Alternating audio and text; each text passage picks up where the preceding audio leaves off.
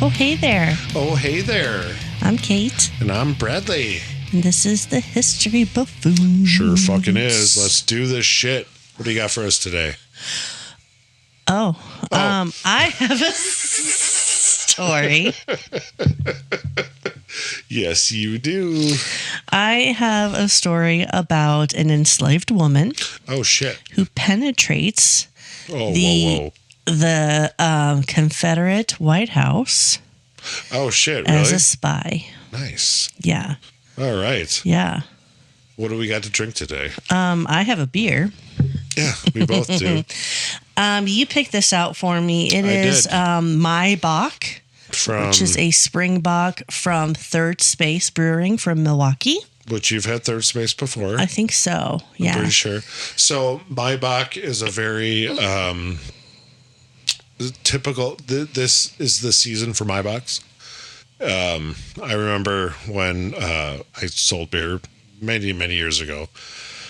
Capital Brewery, before it was whatever the fuck it is now. I'm not even sure. But we would go to their Bach Fest, and it was always in February. So I was happy to see a My Bach for you. And they would literally throw fish off the roof as one of their things. We being... Huzzah. Yeah. I think that's actually what they said when they threw it. Or they say, yeet. Yeah, that too. But being obviously from a distributor that sold their products, we got a little bit of special treatment. We got to go drink like My Bach from the big fucking vat and everything.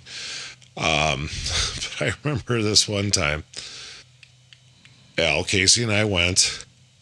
I, for whatever reason, did not go on the roof for the fish throwing thing.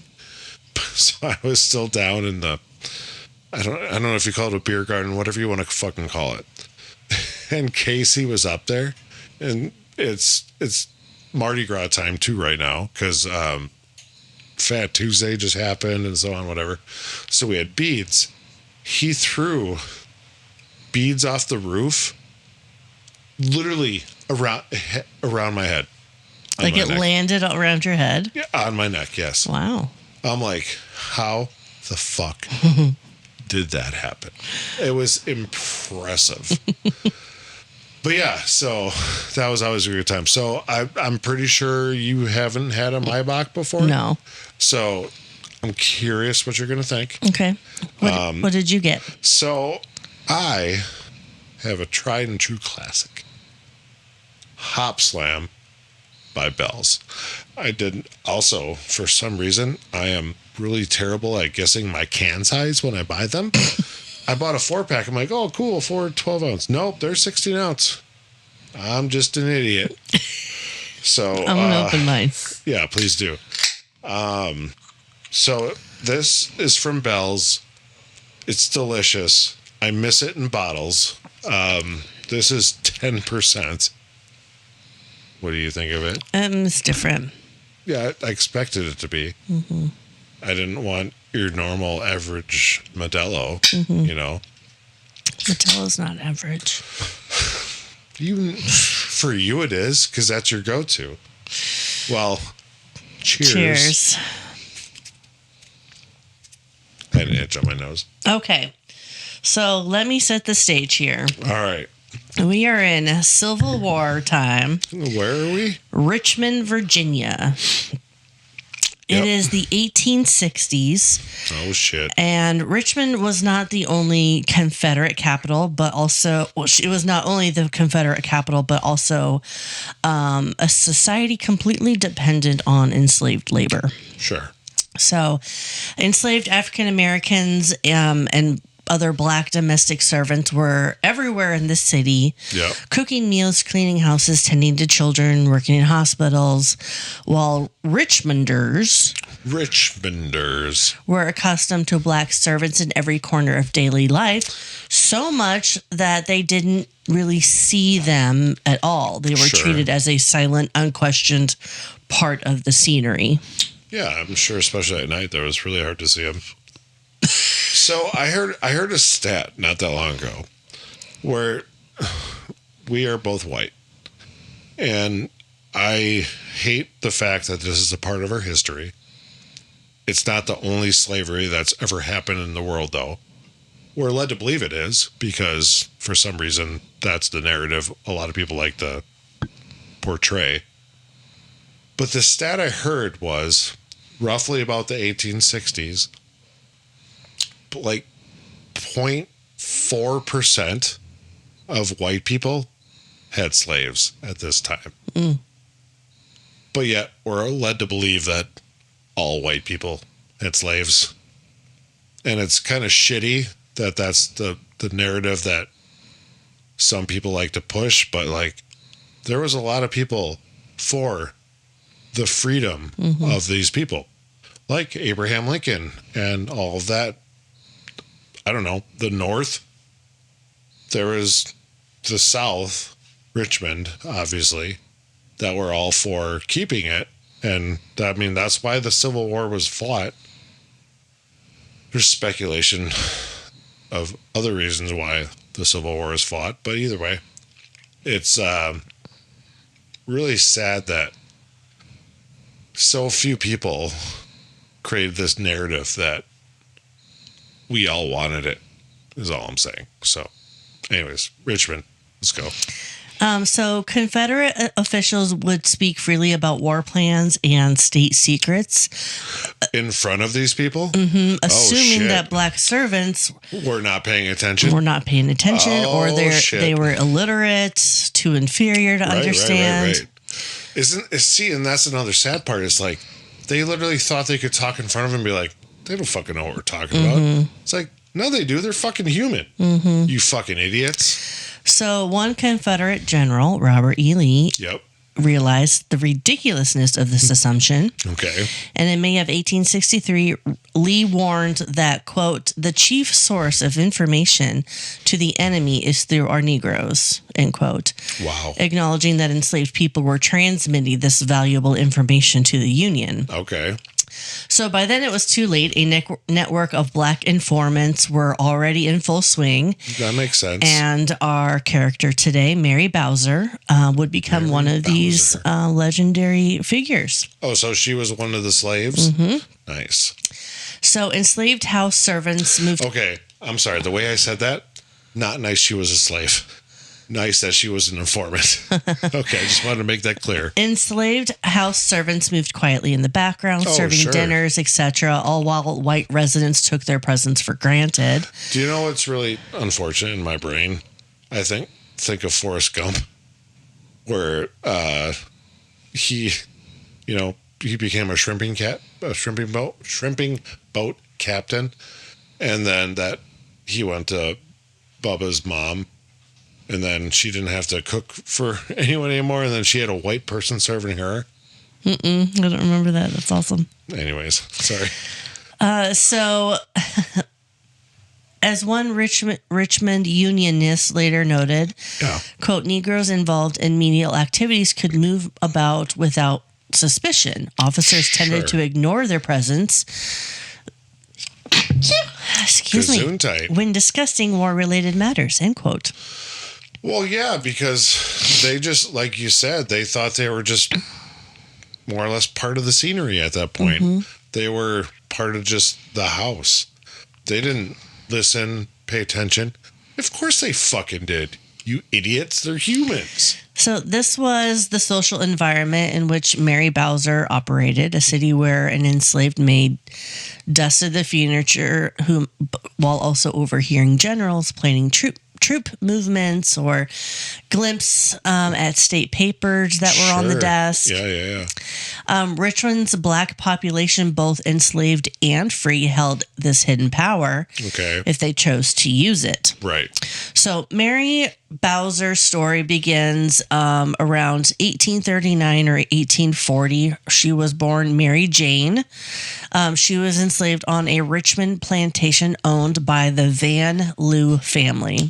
Van Loo, okay. The Van Loos were a wealthy white family in Richmond elite society. Yep. As a child, Mary was baptized in 1846 as Mary Jane, a colored child belonging to Mrs. Eliza Van Loo. Okay. So this tells us that Mary was enslaved property in the Van Lew household. Oh, for sure. However, the Van Lews were not typical Confederate slaveholders. Oh, what does that mean? Elizabeth, or Bet Van Lew, who is the daughter of Eliza. Yeah. So we'll call her Bet. Yep. The daughter of the family became an outspoken abolitionist despite her Richmond upbringing. Oh, nice. Okay. And upon her father's death in 1843, Bet and her mother freed the people the family had enslaved. Oh, shit. Nice. Mary Jane was still just a girl and was one of those emancipated in a technical sense, but she still continued to live there and serve in the Van Lew household. From my understanding, that happened a lot. Yeah. Especially when... That's kind of all they knew. Well, yeah, but the beauty was, as far as I know, and I'm not speaking from experience or anything, but a lot of them, because like you said, that's all they knew, but then they started getting paid. Yeah, right? Exactly, yeah. So in practice, Mary's status was fairly complicated. Virginia laws and even the father, John Van Lew's will, made formal manumission difficult. Release from slavery. Manumission. We talked about that with, what's her name? Oh, shit. The poet, Phyllis Wheatley. Yes, thank you. Mary remained with the Van Lews, treated more like a servant or protege than personal possession. Okay. But legally, her freedom was a little insecure. Okay. Bet Van Lew saw potential in Mary. And defying social norms, Bet arranged for Mary to be educated in the North in the 1850s. Oh, nice. Mary was sent away from Richmond. Sources suggested that she studied at a school in Princeton, New Jersey, or Philadelphia. Okay. And she received a thorough education, which was virtually unheard of for a young black woman from Virginia. Especially at that time, Yeah. For sure. So after several years of schooling, Bet Van Lew had an even bolder plan. Oh, damn. She encouraged Mary to become a missionary in Africa. So in December 1855, around the age of 14 or 15, Mary Jane Richards, as she was back then, sailed for Liberia. Oh. It was a colony founded for formerly enslaved black Americans. And this move was likely influenced by the colonization movement. Okay. And even some abolitionists believed that black Americans might return to Africa to spread Christianity and escape racism in the U.S. That's wild, but all right. But Mary's time was somewhat short-lived there. She found life to be a little bit more difficult and disappointing. Sure. And she wrote back to Bet Van Lew expressing her dissatisfaction. Can I come home? And pretty much after 5 years, Mary was on a ship back to the United States. Oh, but she was there for 5 years? That's significant fucking time. Holy shit. Yeah. I mean, it's like, I guess I could stick it out for another couple of years. Yeah. Holy fuck, 5 years. That's crazy. So Mary coming home to Richmond in 1860 proved quite risky. Okay. Virginia law at the time forbade free blacks who had been educated in the North or lived in a free state from returning to Virginia. Wow. And such individuals could be arrested and even sold into slavery for the crime of coming back. That's fucking crazy. But Mary knew this, so she tried to slip in quietly, but Richmond authorities noticed a young black woman without proper paper, and she ended up being arrested, claiming to be free without proof. So what? She gave the jailers false names. She first started calling herself Mary Jane Henley, then Mary Jones to obscure her identity. Sure. After about 10 days in custody, Mary finally admitted who she was, and Eliza Van Lew, the mother, stepped in to save her. Right. To get Mary released, Eliza Van Lew lied to the court and claimed Mary was her enslaved property, essentially saying that this is my slave, she belongs to me. Give her back. Yeah. And under Virginia law, an enslaved person could be retrieved by their owner, whereas a free black person would have been punished. That's fucking wild. So Mary was turned over to the Van Lew's custody rather than being sold at auction. Okay.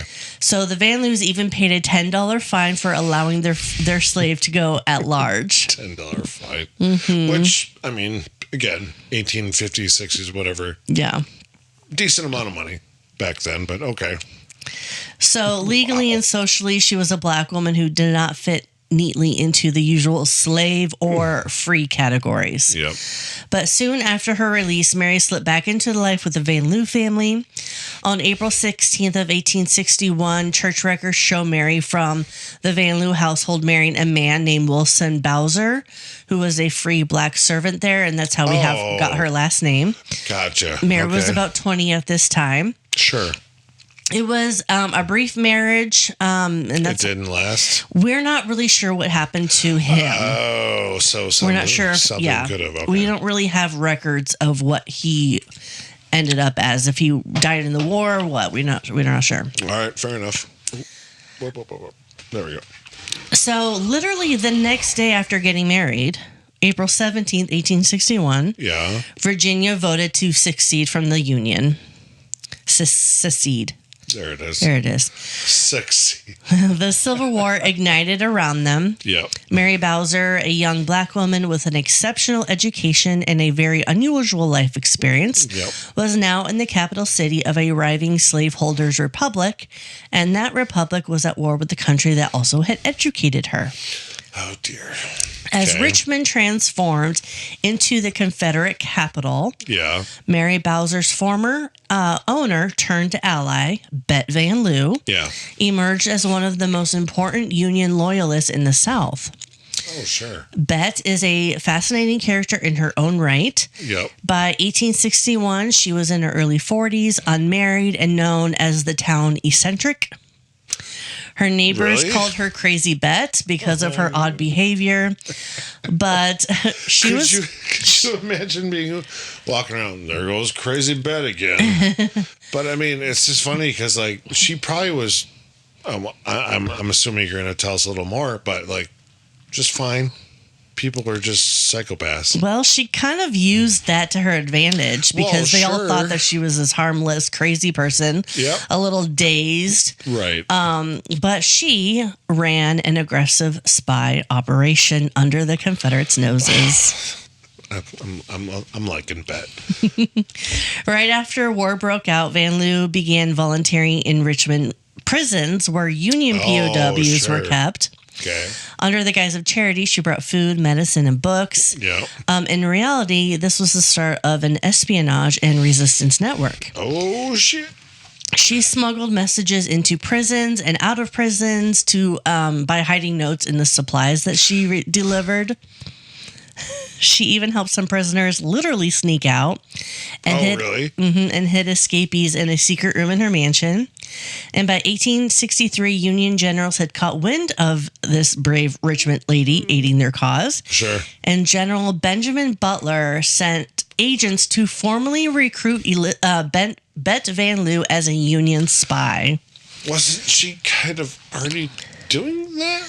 Not officially. Well, did it matter that it was official or not? I mean, yes, because she had this ring of people, this little tiny ring. Now she's got ring of people. She's got massive amounts of people to help her now. I mean, I get that. Don't get me wrong. But it's like, she's already doing the Lord's work. So she accepted, and with Butler's support, she expanded her espionage ring, devising clever methods like invisible ink. Oh, shit. She used lime? She used milk. Oh. And once the milk dried, heat would reveal the secret writing. Oh. Heat and paper had different burn temperatures. So it would burn was it Fahrenheit 450? Oh, fuck. There's a book, and the title of the book is What Paper Burns At. Yeah. Oh, my God. I can't believe I can't forget. I can't think of it. Anyway, I'm sorry. So Bet Van Loo's network, sometimes called the Richmond Underground or Richmond Ring, eventually included dozens of people, white Unionists, Virginians, enslaved and free black people, men and women, all trades and more trades. Can you say trades again one more time? Trades, am I right? Bet was the ringleader and middleman, collecting intel and forwarding it on to Union commanders in Washington. Makes sense. Or camped outside Richmond. Yep. But to penetrate the highest levels of the Confederate government, she needed eyes and ears in Jefferson Davis's own household. Oh, boy. This is where Mary Bowser enters. It's a Bowser. Bet knew Mary's intellect and courage. Mm-hmm. Who better to be planted as a spy in the Confederate White House than a person the Confederates would never suspect? A black woman servant. Well, I mean, they're spot on, right? Because why would you expect that? Mm-hmm. In this time frame, like, oh, it's another servant girl. Mm-hmm. Whatever. But obviously the correct people knew, like, no, she's fucking intelligent. She knows what she's doing. She's free, but she's spying, right? Mm-hmm. Yeah. So, I mean. So we don't have Bet's own writings detailing the moment she recruited Mary. That's too bad. But later testimony and circumstantial evidence made it clear that by late 1862 or 63, Mary Bowser was enlisted as part of Van Loo's spy ring. Okay. So whether by name or under her married name Bowser, Mary did end up working inside the Confederate executive mansion by 1863. Okay. Richmond newspapers after the war and even Bet's own deathbed recollections confirmed that an educated black maid was planted in the Davis home as a spy. That's wild. Bet had freed Mary years before. Yeah. Now she's asking Mary to pose as an uneducated slave in order to infiltrate the rebel president's house. How did she go? Like, I would have a hard time going from, yes, I'm this smart person, to, yes, master.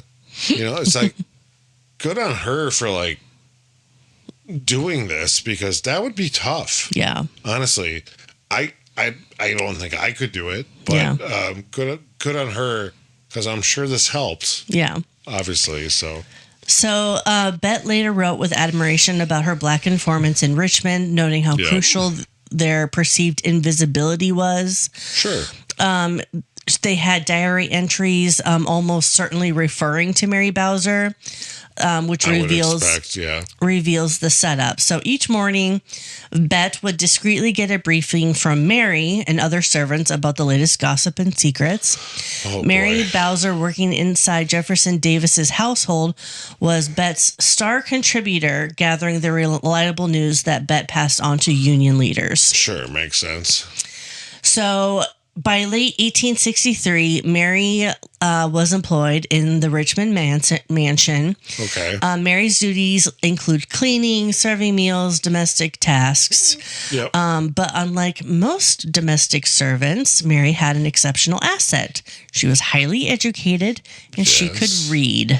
Well, that is a huge benefit for these people at this time, because a lot of them didn't know how. So no, that's awesome. So from Mary's later accounts, we get glimpses of how she operated. She recalled one instance when posing as a washerwoman, she entered President Davis's study while he was away. A clerk unsuspectingly let her into his private office. That's wild. And Mary opened drawers and read through sensitive documents. And letters, all that Jefferson Davis himself walked in on her in his office. And he's like, what are you doing? He was startled and demanded to know what she was doing. And she likely gave some excuse, but Davis let her go without punishment simply because she was black, and he assumed that she couldn't actually grasp the importance of what she had seen. Oh, my God. Yes. The fucking stupidity of this era. Yes. Yeah. So another legend of Mary is that she has an eidetic or photographic memory. Yeah. Yep. So she could remember like word for word different things, but that was more than likely just her intelligence, not necessarily a photographic memory. Yeah. No, that makes sense. Wow. So Because spy communications were destroyed for safety, yes, we have only a few specifics. Which makes sense, yeah. In one of her post-war talks, she claimed that she slipped into a secret session of the Confederate Senate, the actual legislative chamber, while they were debating a bill to draft nearly every able-bodied male. Yeah. And Mary said that she sat in this meeting. Then he immediately relayed the outcome to the Union contacts, alerting them that the Confederacy was desperate enough to conscript boys and old men. Which is wild. I mean, honestly, wild. She also recounted helping sabotage Confederate supplies. And after leaving Richmond briefly in late 1864, Mary says she went to Fredericksburg, Virginia, where she aided Union troops in capturing a large cache of Confederate tobacco. Yay! And even helped apprehend 2 rebel officers. That's, I mean, good on her. That's fucking awesome. Seriously. Like... You hear so many stories about this time frame, obviously, and, you know, Civil War, people fighting for the freedom of other people, really.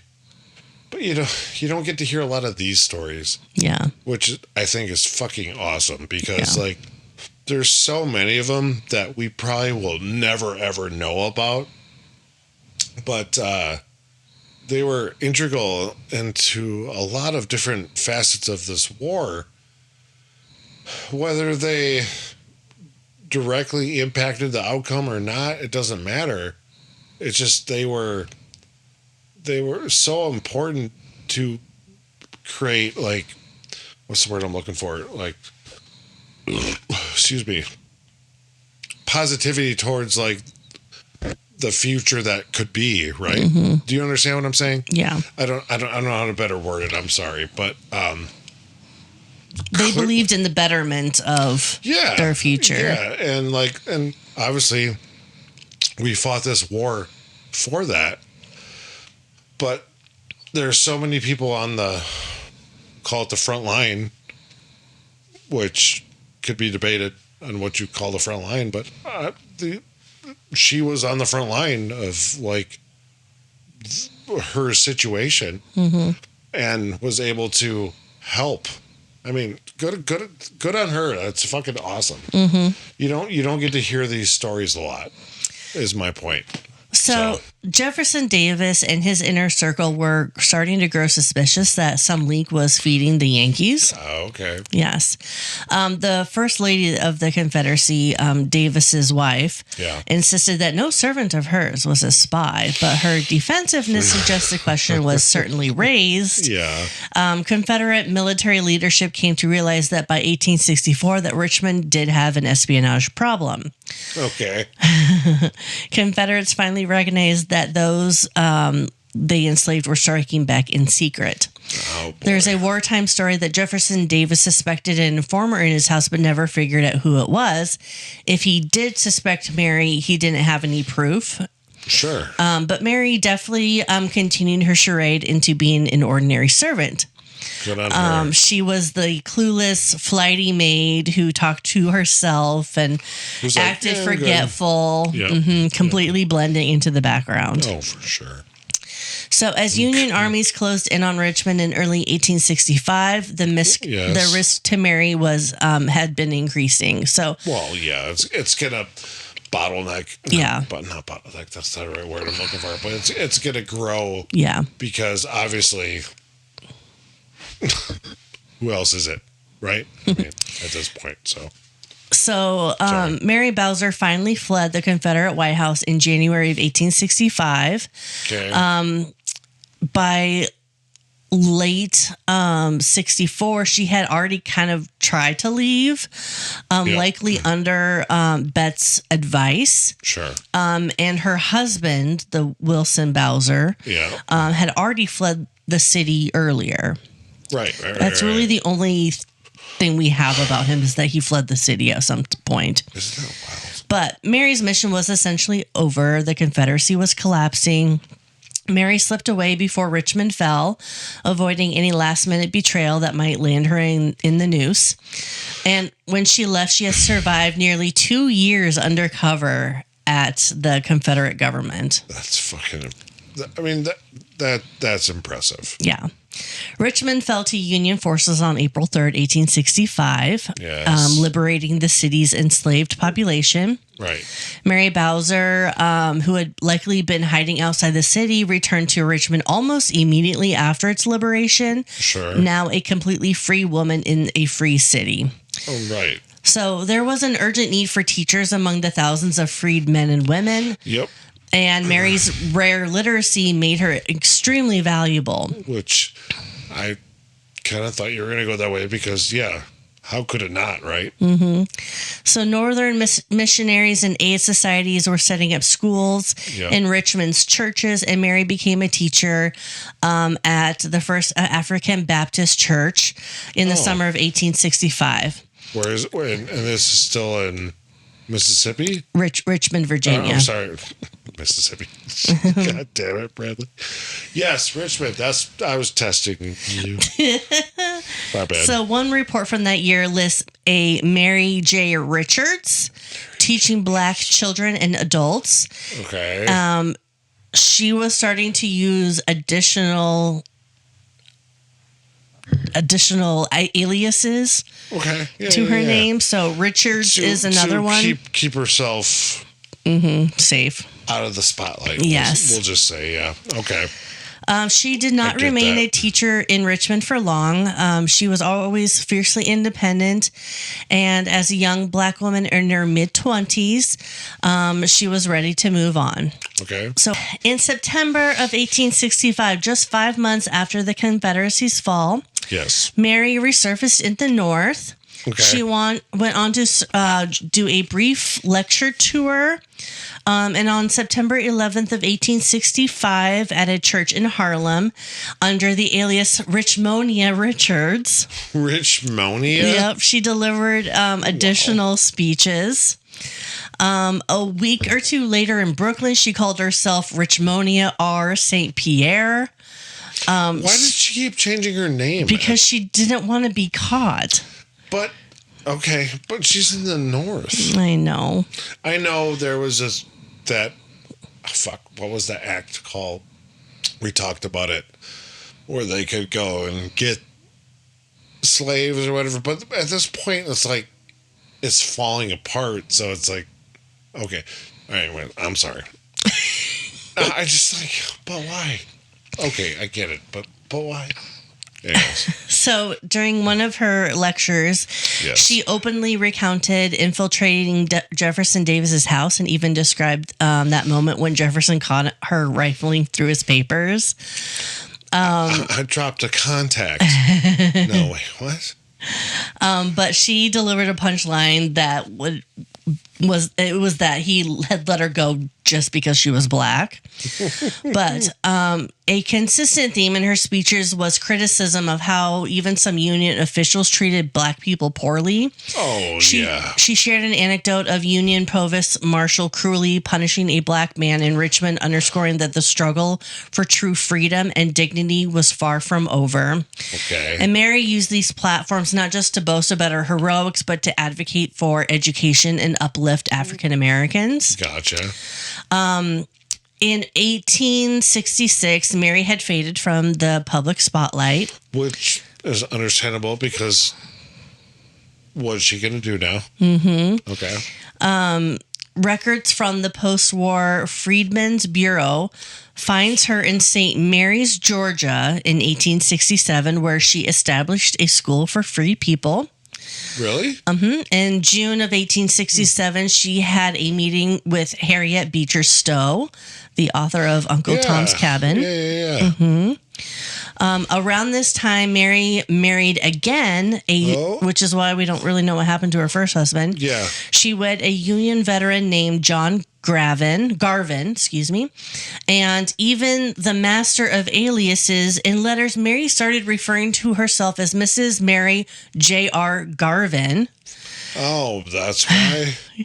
This marriage seemed short-lived, or at least Mary chose yet another new identity afterwards. Oh, boy. By late 1867, she was signing reports as Mrs. John L. Denman. Yes. So what matters is that Mary was trying to redefine herself in the aftermath of the war. Yeah. Oh, sorry. Perhaps. Why do you think she thought she needed to do this so much? Like, what is your opinion on that? I'm not sure. My only guess was just to stay hidden. But she was still doing lectures and stuff, so... Well, and that's my point, is like, you're doing these public things. You want to stay hidden. Obviously, the war is over, though. Mm-hmm. So slaves are done, unless you're... Where was that? Is it Texas? That's the whole reason why you have fucking Juneteenth, because they're the last to know they were free or whatever shit it was. But it's like, why? Why did she have to keep changing her name? I don't know. Because it's like you're free at this point. Anyways. So the last known trace of Mary Bowser is a letter she wrote in October of 1870 to her mentor, Bet Van Loo. Bet. In this letter from New York City, Mary signed it as M.J. Denham, politely informed Van Loo that she did not plan to return to Richmond. Okay. She expressed a desire to grow beyond the influence of the Van Loo family and succeed on her own. Sure. She mentioned working as a seamstress and planning to further her education to become a professional teacher. Oh, shit. Mary was essentially saying a final goodbye to Bet Van Loo, closing the chapter on that part of her life. Right. After this 1870 letter, Mary Jane's Richards Bowser Garvin Denman disappears from the historical record. Probably because there's too many names.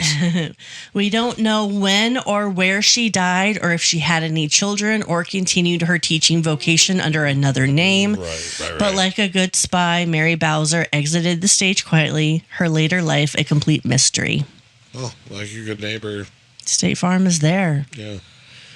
That's the story of Mary Bowser. That's wild that she had so many, like, aliases at the end, where like...